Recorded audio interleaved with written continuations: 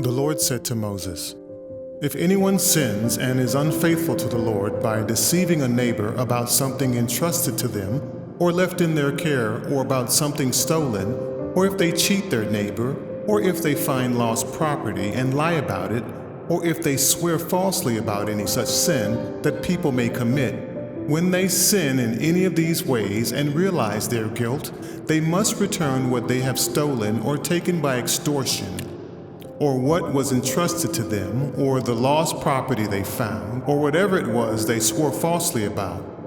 They must make restitution in full, add a fifth of the value to it, and give it all to the owner on the day they present their guilt offering. And as a penalty they must bring to the priest, that is, to the Lord, their guilt offering, a ram from the flock, one without defect and of the proper value. In this way the priest will make atonement for them before the Lord, and they will be forgiven for any of the things they did that made them guilty.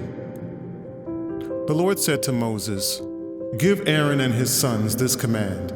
These are the regulations for the burnt offering. The burnt offering is to remain on the altar hearth throughout the night till morning, and the fire must be kept burning on the altar. The priest shall then put on his linen clothes with linen undergarments next to his body, and shall remove the ashes of the burnt offering that the fire has consumed on the altar, and place them beside the altar. Then he is to take off these clothes and put on others, and carry the ashes outside the camp to a place that is ceremonially clean. The fire on the altar must be kept burning. It must not go out. Every morning the priest is to add firewood and arrange the burnt offering on the fire and burn the fat of the fellowship offering on it. The fire must be kept burning on the altar continuously. It must not go out. These are the regulations for the grain offering. Aaron's sons are to bring it before the Lord in front of the altar.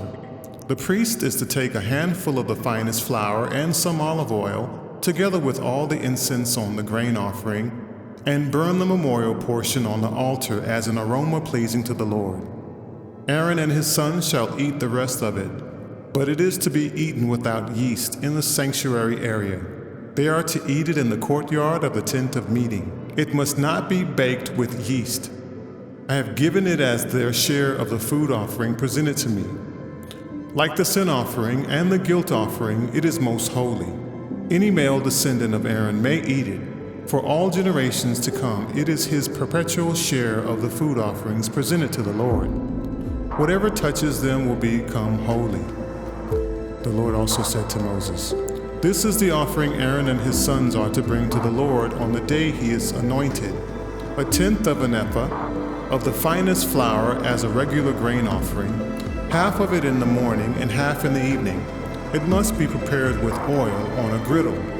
Bring it well mixed and present the grain offering broken in pieces as an aroma pleasing to the Lord.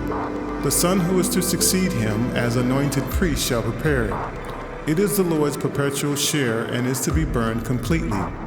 Every grain offering of a priest shall be burned completely. It must not be eaten." The Lord said to Moses, "Say to Aaron and his sons, these are the regulations for the sin offering. The sin offering is to be slaughtered before the Lord in a place the burnt offering is slaughtered.